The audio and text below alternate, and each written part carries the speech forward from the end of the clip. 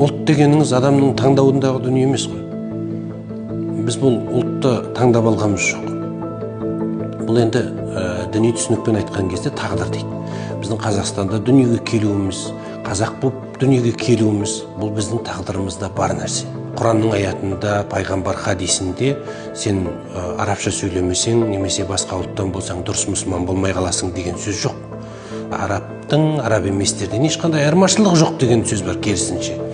Сондықтан да бұл мұсылманшылық тілмен, ұлтпен өлшенетін дүние емес. Сондықтан сіздердің түстеріңізге, сыртқы келбеттеріңізге қарамаймын, тек қана жүректеріңізге қараймын дейтін аят бар емес пе? Пайғамбар сол пайғамбарлықты алып келген кезде Меккеде 13 жыл бойы дінді уағыздады. Бірақ ол саяси билікке ұмтылған жоқ. Менің мақсатым, менің бұл жерге жіберілгендегі мақсатым мен саяси билікті қолға өткізу керек деген жоқ. Мәдина кезеңінің өзінде басқа дін өкілдерімен, басқа тайпалармен қарым-қатынаста бірлікте өмір сүрді, әрі белгілі бір декларацияға келе отырып жұмыс жасады. Лайланбаған бұлақтың көзін табу ол бір қиял десе де болады. Себебі діни түсінікпен айтқан кезде дінді бұл тек қана белгілі бір қауымға немесе белгілі бір ұлтқа арнап түсірген жоқ. Сондықтан бұл адамзаттық құндылық болғандықтан кез келген азамат өзі саналы түрде ол дінге бейімделе алады. Кез келген қоғамда бұл мұсылмандықтың да бір шарты негізінде.